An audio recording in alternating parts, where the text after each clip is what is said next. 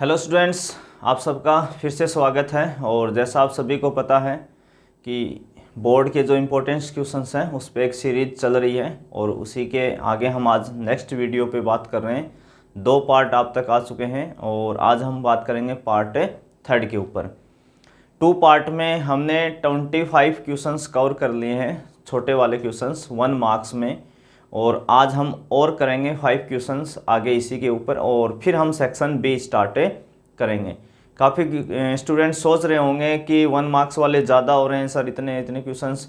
तो मैं आपको बता दूं कि इस बार जो बोर्ड का पैटर्न है उसमें 80 मार्क्स में से 56 मार्क्स तो आपके शॉर्ट क्वेश्चंस में ही कवर होने वाले हैं।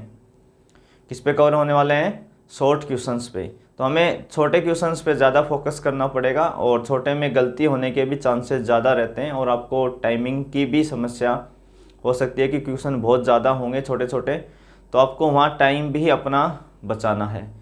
इसलिए हम हर चैप्टर में कुछ छोटे क्वेश्चंस ज़्यादा लेंगे ताकि लगभग क्वेश्चंस हमारे कवर हो जाएं बोर्ड में, जिस हिसाब से जिस पैटर्न्स पे पूछता है बोर्ड उसके अकॉर्डिंग।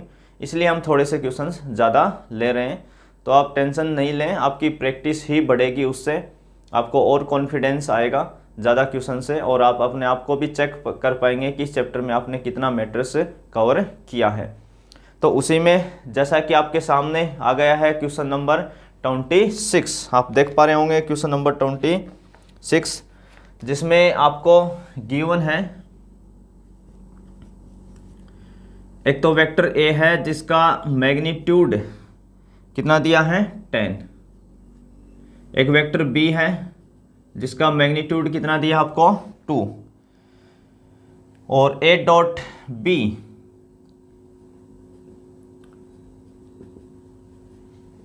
कितना दिया आपको 12 दिया है। तो आपको पूछना है साइन थीटा बता दो। क्या बताना आपको? साइन थीटा बताना है। और जैसा आप देख पा रहे हैं क्वेश्चंस में बोर्ड में भी आया हुआ है 2019 में, यानी 2019 में आया हुआ है। तो इम्पोर्टेंट क्वेश्चंस भी है, बोर्ड में पूछा हुआ भी है, थोड़ा सा इधर उधर क्वेश्चन में कैसे चेंज करता है। तो हमें इसमें क्या निकालना है? साइन थीटा निकालना है। तो देखिए आपके पास 2 चॉइस हैं। आप ए डॉट बी की डेफिनेशन से जा सकते हैं, उससे आपको कॉस मिलेगा, और जो कॉस आएगा उससे आप क्या पता कर सकते हैं? साइन भी पता कर सकते हैं। इसके अलावा मैंने लास्ट वीडियो में क्वेश्चंस किया था जिसमें हमने relation between scalar and vector product, अदिश और सदिश गुणन के मध्य के संबंध का एक फॉर्मूला यूज किया था। फिर से मैं वो फॉर्मूला लिख रहा हूं। ए डॉट बी के मैग्नीट्यूड का स्क्वायर प्लस ए क्रॉस बी के मैग्नीट्यूड का स्क्वायर इज इक्वल टू ए के मैग्नीट्यूड का स्क्वायर इंटू बी के मैग्नीट्यूड का स्क्वायर। ठीक है, आप ये फॉर्मूला यूज लेके भी क्वेश्चंस को कर सकते हैं।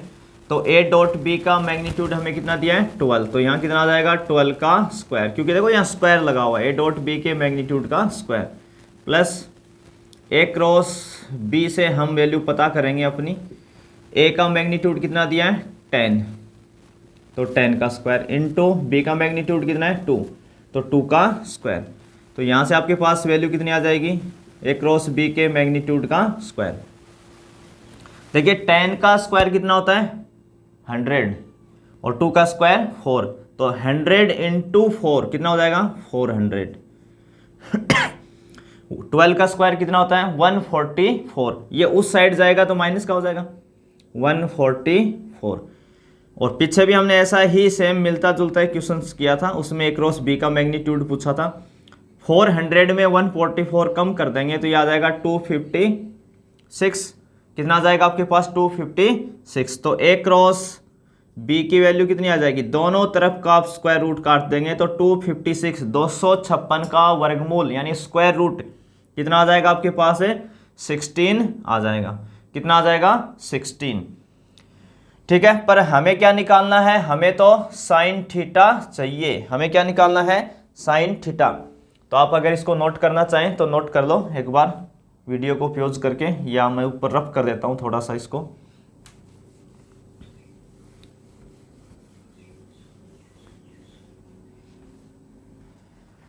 तो देखिए इसमें ए क्रॉस बी का मैग्नीट्यूड कितना आ गया 16। अब ए क्रॉस बी की डेफिनेशन क्या होती है?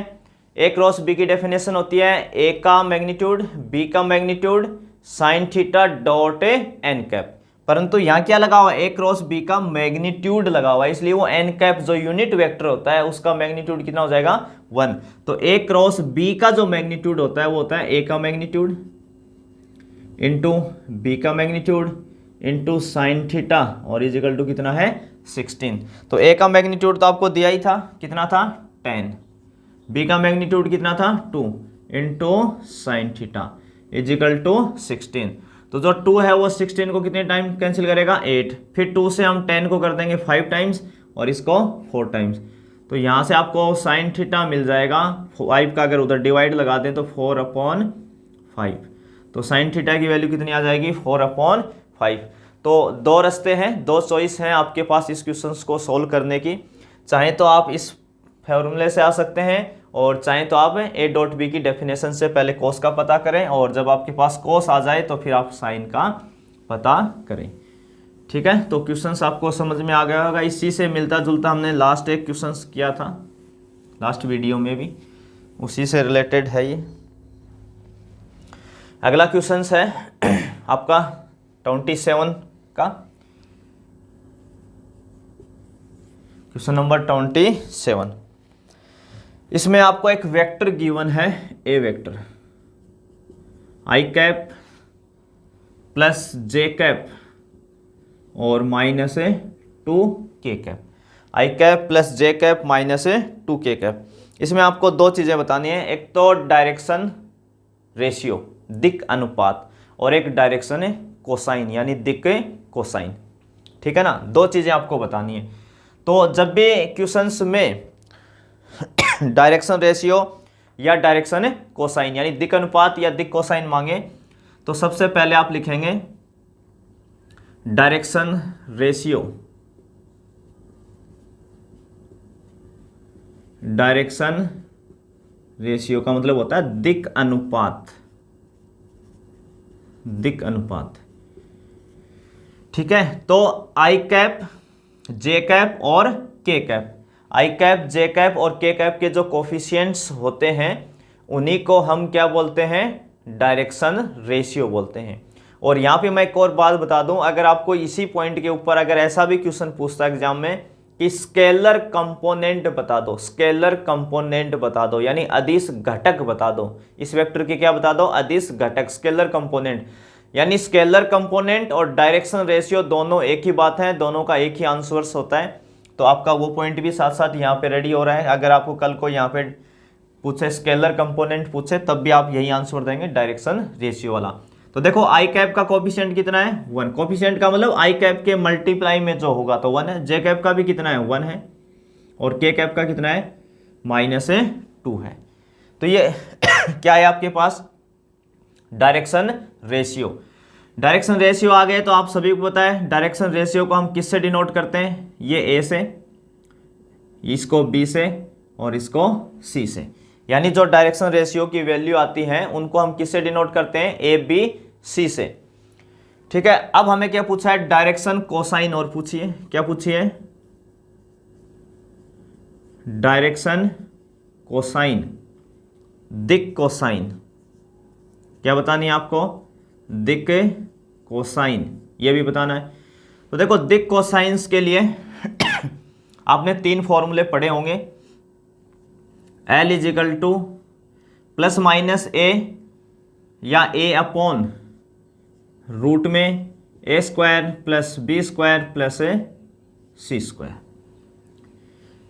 L बराबर कितना होता है, a अपॉन रूट में a² plus b² plus c²। क्योंकि डायरेक्शन कोसाइंस के जो नोटेशन होते हैं, जो संकेत होते हैं वो क्या होते हैं, L, M और N।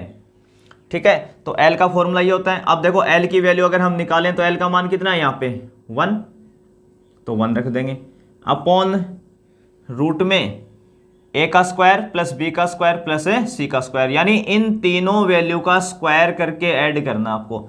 तो 1 का स्क्वायर कितना हो जाएगा 1, 1 का स्क्वायर कितना हो जाएगा 1 और -2 का स्क्वायर कितना हो जाएगा 4। तो टोटल कितना हो जाएगा ये 1/√6, 4 + 5 + 1 6।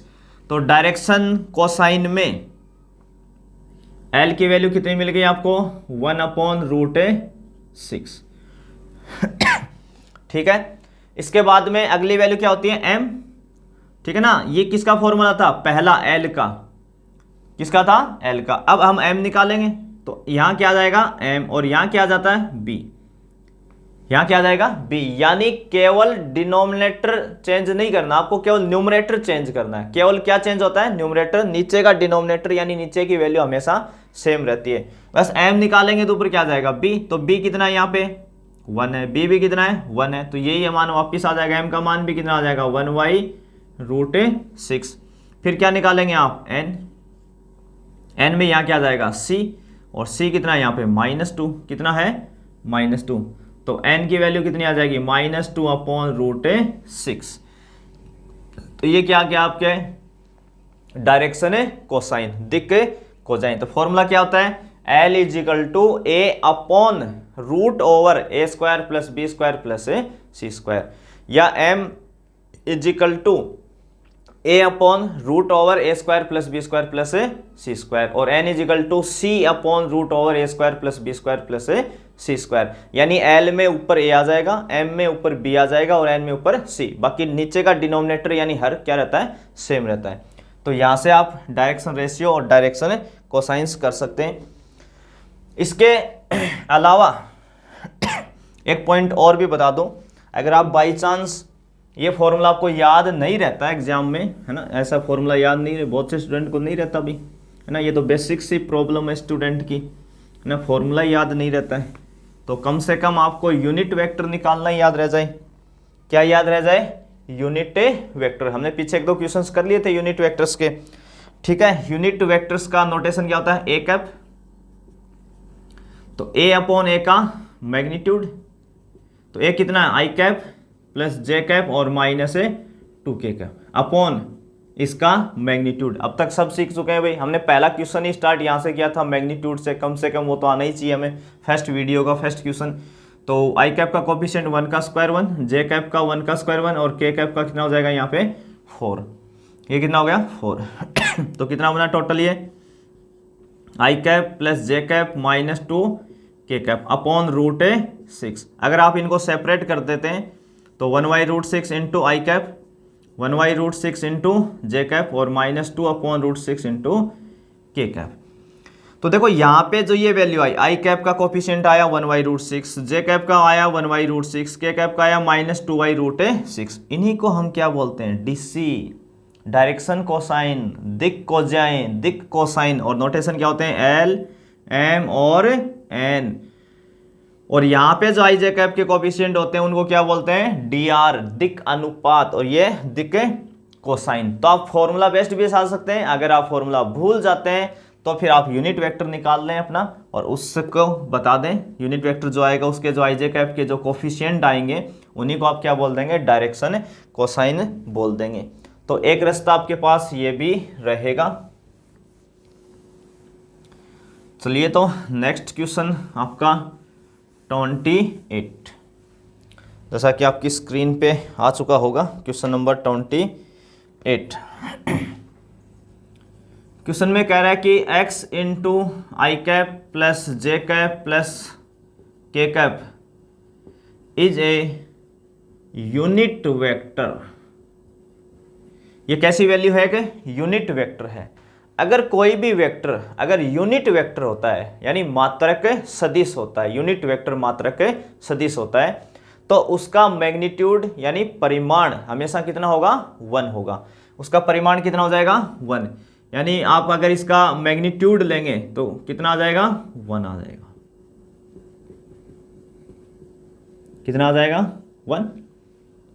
अब देखिए, हम मैग्नीट्यूड किसका लेते हैं, वेक्टर का। स्केलर का तो कोई फायदा ही नहीं है, स्केलर का मैग्नीट्यूड तो वही रहेगा। इसलिए यहाँ पे जो x है ना वो क्या है, स्केलर है आपका। x क्या है, स्केलर, कोई कांस्टेंट वैल्यू है, 2 है, 4 ऐसा कुछ होगा x कभी। और आई कैप + जे कैप + के कैप कौन है, वेक्टर है। तो है ना, हमें मैग्नीट्यूड किसका लेना है, वेक्टर का। तो x का मैग्नीट्यूड अलग कर दें और इसका मैग्नीट्यूड अलग कर दें, आई कैप + जे कैप + के कैप। जैसे मैंने कहा x का मैग्नीट्यूड तो x ही रहेगा, स्केलर का वही रहेगा।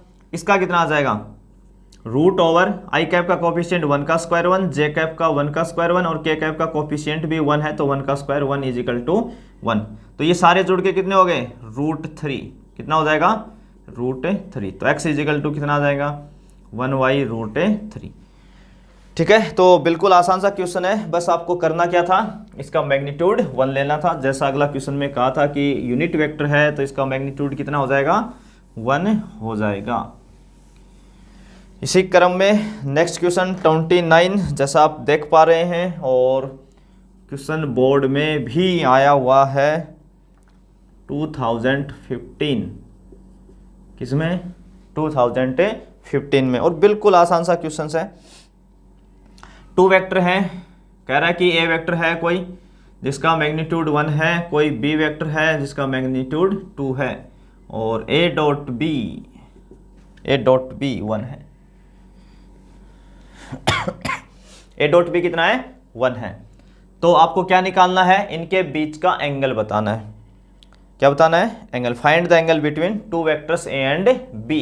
इन दोनों वेक्टर्स के बीच का क्या बताना है, एंगल। तो बस या तो आप देखो, एंगल निकालने के भी 2 रास्ते, या तो आप cos थीटा का फॉर्मूला लगाएं। किसका फॉर्मूला लगाएं, cos थीटा का। दूसरा cos थीटा बनता कहां से भाई, डॉट प्रोडक्ट की डेफिनेशन से, तो डेफिनेशन लगा लो चाहे। ए डॉट बी का मतलब क्या होता है, ए डॉट बी की डेफिनेशन क्या होती है, ए डॉट बी की डेफिनेशन क्या होती है, ए का मैग्नीट्यूड इंटू बी का magnitude into cos theta is equal to 1। ये होती है भाई डेफिनेशन ए डॉट बी की। तो ए का मैग्नीट्यूड कितना दिया आपको, 1 दिया है, बी का मैग्नीट्यूड कितना दिया है, 2 दिया है, इंटू cos थीटा है, और इक्वल में कौन बैठा है, 1 बैठा है। 2 को उधर भेज दें तो cos theta is equal to कितना आ जाएगा, 1/2। तो थीटा बराबर कितना आ जाएगा, cos इनवर्स 1/2। बस आपको ये सोचना है कि cos 1/2 कहाँ देता है, cos 1/2 कहाँ देता है। तो cos शायद 60 डिग्री, cos 60 डिग्री कितना होता है, 1/2, और 60 डिग्री को रेडियन में हम कितना लिखते हैं, π/3। कितना लिखते हैं, π/3। तो आपका आंसर कितना हो जाएगा, π/3। तो ये था आपका क्वेश्चन नंबर 29। आप नोट कर सकते हैं या साथ साथ सोल्व कर सकते हैं। छोटे छोटे क्वेश्चंस हैं, इससे कोई दिक्कत नहीं है। आप क्वेश्चंस अगर आपकी थोड़ी सी प्रैक्टिस है तो आप शुरू में भी सोल्व कर सकते हैं, कोई दिक्कत नहीं है, ज़्यादा टफ क्वेश्चंस है नहीं। अगला क्वेश्चन नंबर 13, और ये भी आप देख सकते हैं बोर्ड 2018 में आया हुआ है, बिल्कुल सिंपल सा। बाकी हमने प्रोजेक्शंस का एक क्वेश्चंस पहले ही कवर कर लिया है, बोर्ड में आया हुआ था इसलिए मैंने लगा दिया ताकि आप फिर देख लें कि बोर्ड कैसे क्वेश्चंस पूछता है। आपको ये सीरीज़ देखने से ये भी आइडिया हो जाएगा कि बोर्ड का पैटर्न क्या है, बोर्ड किस हिसाब से क्वेश्चंस को उठाता है, क्या लेवल उनका होता है क्वेश्चंस का। तो ज़्यादा टफ क्वेश्चंस बोर्ड पूछता नहीं है, पूरे पेपर में कोई एक आधा क्वेश्चन थोड़ा बहुत पूछता है, बाकी ज़्यादा नहीं। और इस बार छोटे क्वेश्चंस बहुत होने वाले हैं, तो बहुत इंपॉर्टेंट हैं। Vector A I cap minus J cap, हम नाम दे देते हैं भाई पहले वेक्टर को। सेकंड वेक्टर है आई प्लस जे कैप, आई प्लस ए जे कैप। तो क्या कह रहा है कि आई माइनस जे का प्रोजेक्शन बताना है, projection of I minus J on I plus J. किसके ऊपर बताना है, आई प्लस जे पर। तो मैंने बताया था ऑन इंग्लिश मीडियम वालों के लिए ऑन, हिंदी मीडियम वालों के लिए पर, जिस पर या जिस ऑन बोले उसके ऊपर। तो प्रोजेक्शन ए का किसके ऊपर निकालना है, बी के ऊपर निकालना है। तो projection of A on B vector, सदिश ए का सदिश बी पर प्रक्षेप। तो फॉर्मूला क्या होगा, फॉर्मूला हमें पता है प्रोजेक्शन का, प्रक्षेप का अंश न्यूमरेटर फिक्स होता है ए डॉट बी, और नीचे कौन आता है, जिसका, जिस पर हमें पूछा है। तो बी पे पूछा है तो बी का मैग्नीट्यूड आ जाएगा। तो ऊपर ए डॉट बी हम आराम से निकाल सकते हैं, हमें सबको आता है ए डॉट बी निकालना। आई का आई के साथ कितना हो गया 1, जे का जे के साथ यहाँ -1 है यहाँ +1 है तो -1 अपॉन बी का मैग्नीट्यूड, आई का कोफिशिएंट 1 तो 1 का स्क्वायर 1, जे कैप का कोफिशिएंट 1 का स्क्वायर 1। तो कितना हो जाएगा ये 0/√2। तो कितना आया ये 0 आया। प्रोजेक्शन कितना आया 0 आया। देखो यहाँ नोटिस करने वाली बात है, प्रोजेक्शन कितना आया आपका 0। देखो ये क्या था ए डॉट बी, ये क्या आया ए डॉट बी, और ए डॉट बी कितना आया 0। अगर ए डॉट बी कभी भी 0 आ रहा है इसका मतलब दोनों वेक्टर क्या है परपेंडिकुलर है, दोनों वेक्टर क्या है परपेंडिकुलर हैं। अगर परपेंडिकुलर है तो मैंने एक छोटा क्वेश्चन लास्ट वीडियो में डाला था कि अगर कोई भी दो वेक्टर के बीच का एंगल अगर π/2 हो तो प्रोजेक्शन कितना आता है 0 आता है, 3π/2 हो तब भी कितना आता है 0 आता है। तो मैंने वहाँ 4 कंडीशंस आपको बताई थी उस क्वेश्चन में। तो शॉर्ट में आपसे कोई ऐसा क्वेश्चन पूछे सकता है डायरेक्ट भी कि अगर कोई दो वेक्टर हैं जिनके बीच का एंगल 0 हो, π/2 हो, 3π/2 हो या पाई हो तो प्रोजेक्शन क्या होगा। तो वो चारों पॉइंट मैंने वहाँ उस क्वेश्चन में आपको बता दिए थे। तो ये था आपका सेक्शंस ए या पार्ट ए, जिसमें हमने इस चैप्टर से 30 क्वेश्चंस कवर किए हैं और 30 क्वेश्चंस में हमारे जो छोटे छोटे टॉपिक्स थे सारे, ठीक है ना, वो सभी कवर्स हो जाएंगे, लगभग अपने पूरे कवर्स हो जाएंगे इस क्वेश्चंस के अंदर। सभी पॉइंट हमें dot product, cross product, perpendicular, parallel, projection, direction cosine, direction ratio, ठीक है ना, scalar component, vector component, magnitude निकालना, यूनिट वेक्टर निकालना, कोई ऐसा यूनिट वेक्टर निकालना जिसका मैग्नीट्यूड 5 यूनिट हो, 8 यूनिट हो, ए क्रॉस बी का मैग्नीट्यूड निकालना, ए डॉट बी निकालना, है ना। सब जितने छोटे छोटे चीज़ें थी हमने लगभग सभी कवर्स कर ली हैं। अब हम जो बात करेंगे वो करेंगे आपका सेक्शन बी यानी पार्ट बी के ऊपर, जिसमें आपको 2 मार्क्स का क्वेश्चन से पूछेगा। कितने मार्क्स का क्वेश्चन पूछेगा 2 मार्क्स का क्वेश्चन आपसे पूछ सकता है। तो हम ले रहे हैं सेक्शन बी।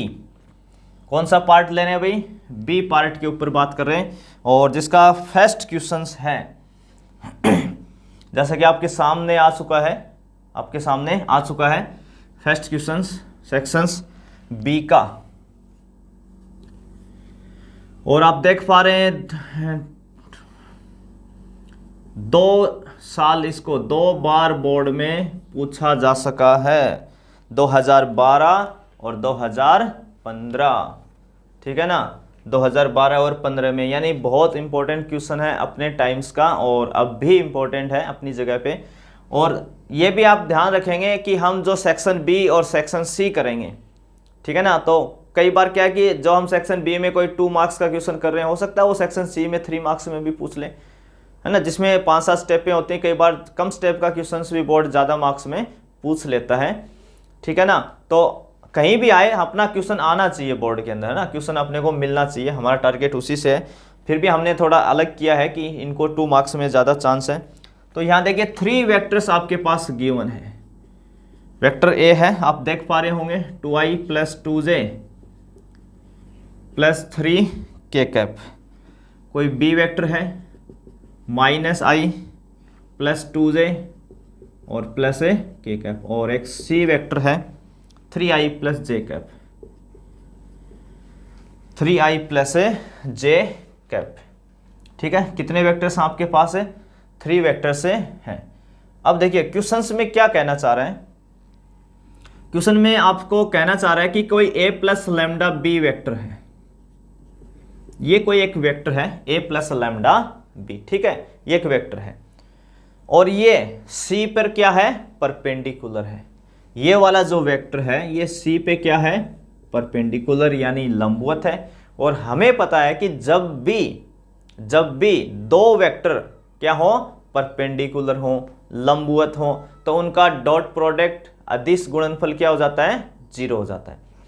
तो कहने का मतलब इन दोनों वेक्टर का डॉट प्रोडक्ट कितना हो जाएगा 0 हो जाएगा। क्या हो जाएगा 0 हो जाएगा, है ना। पहले आप क्वेश्चंस को ना समझें कि गिवन क्या है, मुझे निकालना क्या है, वहां तक पहुंचना कैसे स्टेप बाय स्टेप, तो क्वेश्चन आपके लिए आसान हो जाएगा। फिर कैलकुलेशन बचती है क्वेश्चन में, अगर आपको क्वेश्चन समझ में आ जाता है तो कहना क्या चाह रहा है कि a + λb जो है वो c पे क्या है परपेंडिकुलर है। अब हमारे दिमाग में क्या आएगा कि अगर परपेंडिकुलर है तो परपेंडिकुलर तो डॉट प्रोडक्ट 0 होता है, इसका मतलब मुझे इन दोनों का क्या निकालना चाहिए डॉट प्रोडक्ट, और डॉट प्रोडक्ट कितना आएगा 0। जैसे आप डॉट प्रोडक्ट बराबर 0 रखवाओगे तो किसकी वैल्यू आ जाएगी लैम्डा की। पर उससे पहले मुद्दा क्या है कि सर a + λb तो दिया ही नहीं ना, a + λb मेरे पास है ही नहीं, मुझे तो अगला ए दे गया, बी दे गया, सी दे गया, ए प्लस लैम्डा दी बी तो दे ही नहीं गया, पागल बना गया मेरे को तो, ठीक है ना। तो हमें पागल बिल्कुल नहीं बनना अभी। ए प्लस लैम्डा बी नहीं दिया तो क्या बात है, हम निकाल सकते हैं, बहुत आसान है, ए प्लस लैम्डा बी। ठीक है, सबसे पहले हम क्या निकालेंगे, ए प्लस लैम्डा बी। तो ए की वैल्यू रखवा देंगे यहाँ पे, किसकी वैल्यू रखवाएंगे, ए की। तो देखो ए कितना है, 2i प्लस 2j और 3k cap plus lambda into B.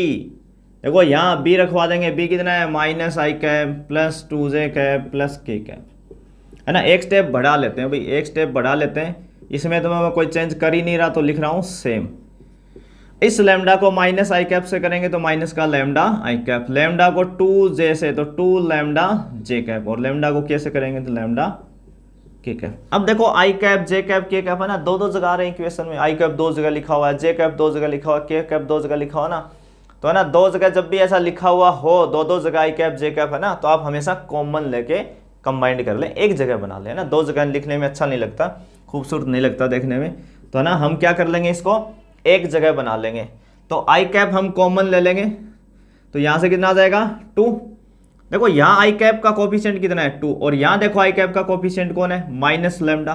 तो 2 माइनस लैम्डा, आई कैप कॉमन लिया था उसको लिख दिया बाहर, प्लस जे कैप कितना है यहाँ 2, जे कैप का कोफिशिएंट, जे कैप का कोफिशिएंट कितना है 2, यहाँ जे कैप का कोफिशिएंट कितना है 2 लैम्डा, तो यहाँ आ जाएगा 2 lambda into J cap, plus के कैप का यहाँ कोफिशिएंट कितना है 3, और यहाँ कितना है लैम्डा के कैप।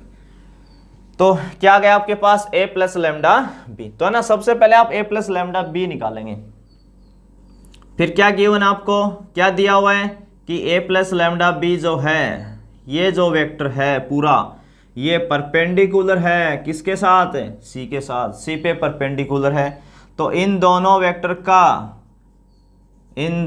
वेक्टर का डॉट प्रोडक्ट कितना आएगा, 0 आएगा। तो आप नोट कर लें भाई एक बार, क्वेश्चन को अगर नोट करना चाहें तो। मैं इसी को रफ करके ना ऊपर इसको सॉल्व कर रहा हूं।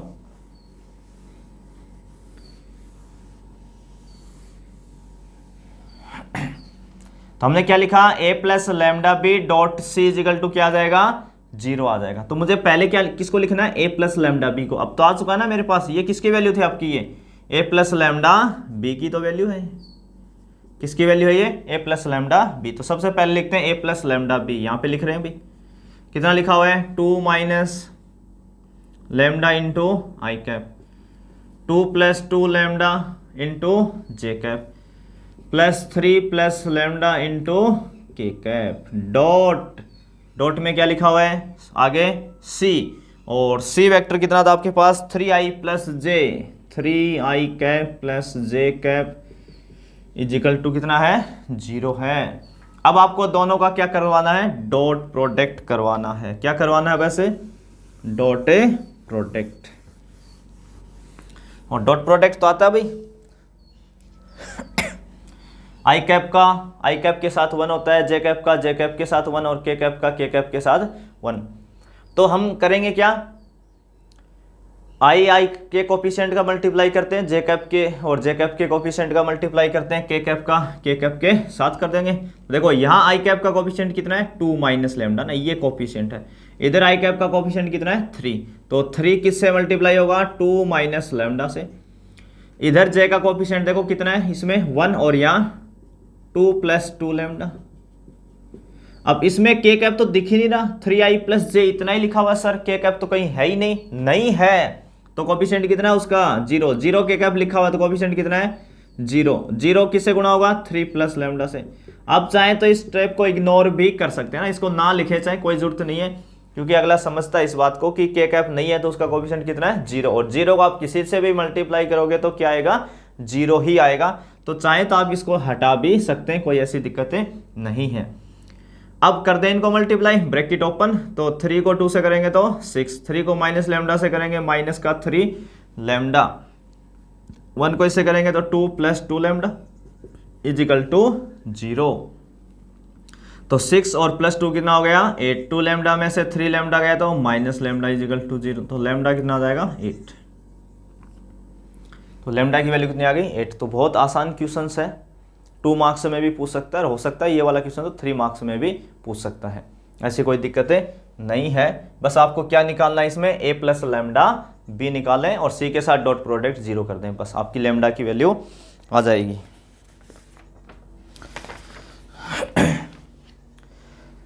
इसी में अगला क्वेश्चन सेकंड, और जैसा आप देख पा रहे हैं क्वेश्चन सेकंड आ गया होगा। बोर्ड 2013 में पूछा हुआ है, 2013 में क्वेश्चन नंबर सेकंड, और ये ऐसा क्वेश्चन है जो बुक में नहीं है ना। ये फॉर्मूला भी नहीं है जो मैं पीछे 2 क्वेश्चन इसके ऊपर करवा चुका हूँ, relation between vector and scalar product, है ना। बोर्ड ने थोड़ा सा हटके ही पूछा था उस साल में 2013 में, तो हमें थोड़ी सी इस पे नज़र रखनी है। क्वेश्चन बिल्कुल आसान है, आपको प्रूफ करना है। अभी आपको क्या प्रूफ करके दिखाना है कि a क्रॉस b के मैग्नीट्यूड का स्क्वायर होता है a के मैग्नीट्यूड का स्क्वायर इंटू b के मैग्नीट्यूड का square minus a dot b के मैग्नीट्यूड का स्क्वायर। वही फॉर्मूला है भाई। आपने अगर नोटिस किया होगा तो ये जो a डॉट b वाला पार्ट था ये इधर था, मैंने अब तक जो फॉर्मूला यूज लिया था ये वाला पार्ट इधर था, बस इतना ही फर्क था और कोई चेंज नहीं था, फॉर्मूला वही है। तो आप चाहो तो इसको इधर ला के फिर प्रूफ दिखा सकते हो, उसमें भी कोई समस्या नहीं है, और जैसा लिखा है उसको भी दिखा देंगे, ऐसी कोई समस्या नहीं। LHS से RHS भी दिखा सकते हैं, RHS से LHS भी दिखा सकते हैं, इस क्वेश्चन में कोई प्रॉब्लम नहीं है। बस आपको क्या आना चाहिए, बेसिक डेफिनेशन। और बेसिक डेफिनेशन किसकी आनी चाहिए, एक तो डॉट प्रोडक्ट की और एक क्रॉस प्रोडक्ट की। तो हमने ले लिया भाई RHS, क्या ले लिया, RHS से साइड ले ली। तो देखिए भाई इसमें तो कोई चेंज करेंगे नहीं हम, इसको तो चलने देते हैं सेम। a डॉट बी क्या होता है, सबको पता है a डॉट बी क्या होता है। a डॉट बी होता है a का मैग्नीट्यूड b का मैग्नीट्यूड cos थीटा, और आप इसके क्या लगा देंगे, स्क्वायर, तो आप इधर भी क्या लगा देंगे, सबके स्क्वायर लगा देंगे। तो a डॉट बी के मैग्नीट्यूड का स्क्वायर क्या आ जाएगा, a के मैग्नीट्यूड का स्क्वायर b के मैग्नीट्यूड का स्क्वायर और cos स्क्वायर थीटा। अब आप देख पा रहे होंगे ये चीज़ इतनी दोनों के अंदर दिख रही है आपको, है ना। तो क्या करना चाहिए, है ना, क्या करना चाहिए, कॉमन ले लेना चाहिए। और क्या करना चाहिए, क्या करना चाहिए, इसको कॉमन ले लेना चाहिए। तो उठा लो भाई कॉमन, उठाया तो यहाँ से कितना बचा, ये तो पूरी पार्टी कॉमन आ गई, तो यहाँ कितना बचा 1 माइनस यहाँ ये पूरी पार्टी इतनी कॉमन आ जाएगी, तो पीछे कौन बचा, cos स्क्वायर थीटा।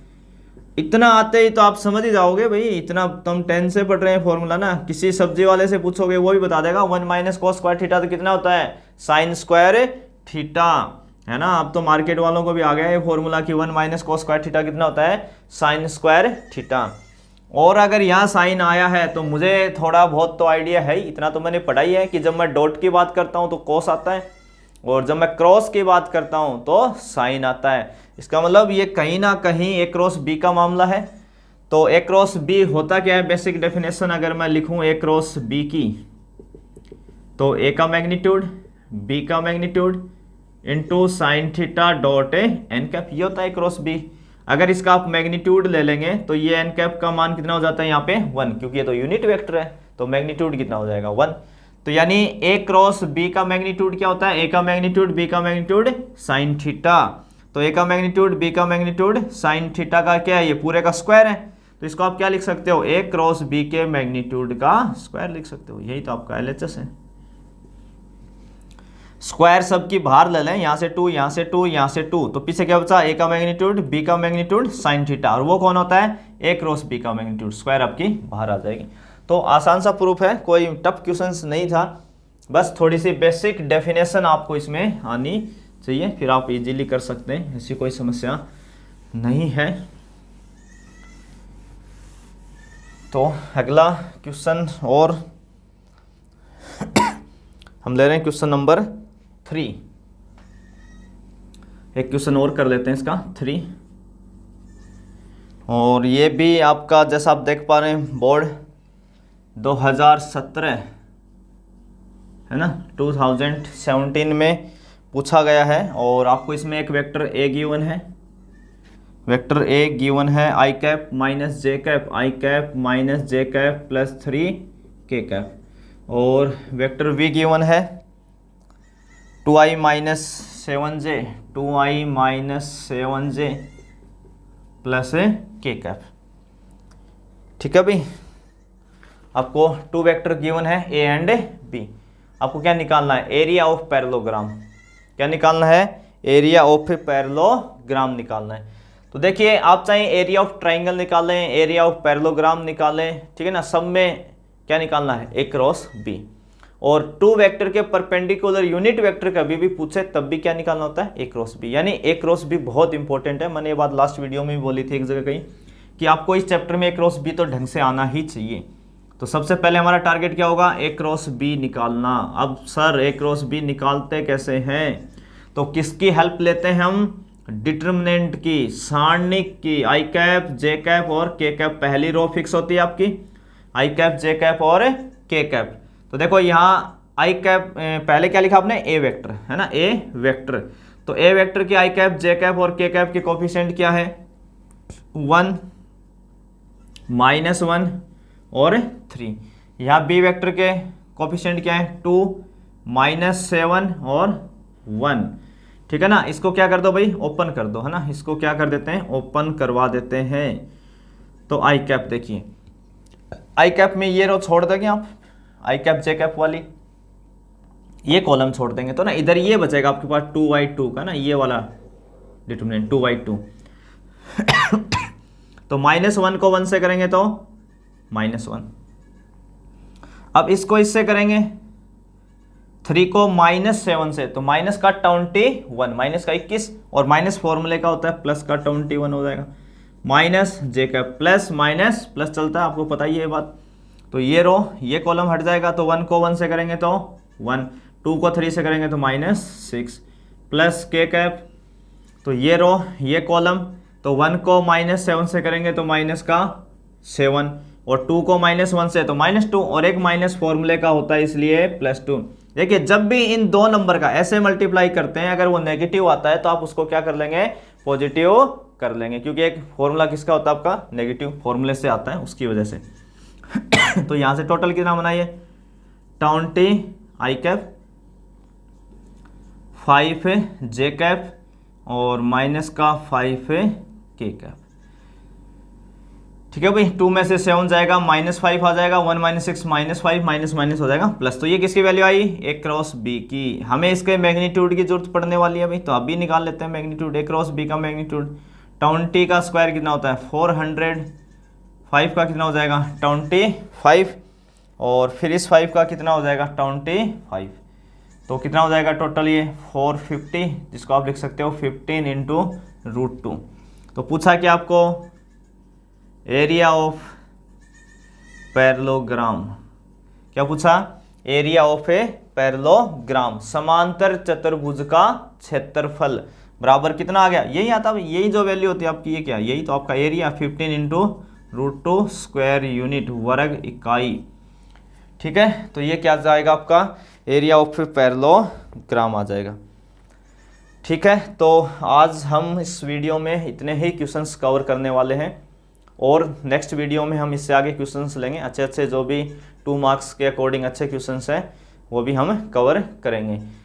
तो अगर आपको कहीं भी कोई प्रॉब्लम्स आ रही है क्वेश्चन समझने में, या किसी भी टाइप की कोई भी प्रॉब्लम है, तो आप कमेंट करके ज़रूर बताएं, ताकि हम उस चीज़ को सुधार लें आगे के वीडियो के अंदर। फिर भी मेरी कोशिश है कि कोई स्टूडेंट बहुत कम क्लास में ध्यान दिया है, अगर वो भी इन वीडियोज़ की सीरीज़ को देखता है तो उसको 100% चीज़ें समझ में आएंगी अच्छे से, और अच्छे मार्क्स बोर्ड में लेके जाएगा, और पूरे 100% मार्क्स भी ला सकता है अगर वो और अच्छी मेहनत करे तो। क्योंकि हम सभी शॉर्ट क्वेश्चंस कवर करने वाले हैं, और इस बार 100 मार्क्स लाना थोड़ा सा डिफिकल्ट हो सकता है कुछ केसेज में, क्योंकि छोटे क्वेश्चंस बहुत ज़्यादा हैं जिसमें माइनर मिस्टेक होने के चांसेस बहुत ज़्यादा हो सकते हैं स्टूडेंट के साथ। इसलिए हम ज़्यादा क्वेश्चंस कोशिश करें कि ज़्यादा से ज़्यादा क्वेश्चन लें छोटे, ताकि आपको वो गलतियाँ आपकी नहीं हो, आपका माइंड जो है वो पूरा चैप्टर आपके माइंड में सेट हो जाए, छोटी छोटी सभी बातें। तो मैं आशा करता हूँ आपको ये सब चीज़ें समझ में आ रही होंगी। अगर आ रही हैं तो ज़्यादा से ज़्यादा इन वीडियो को आप शेयर करें ना, लाइक करें और सब्सक्राइब करें, और आगे अपने दोस्तों को भी बताएं, उनको भी कहें कि यहाँ से फ़ायदा उठा सकते हैं। यहाँ तक देखने के लिए आप सभी का एक बार फिर से धन्यवाद।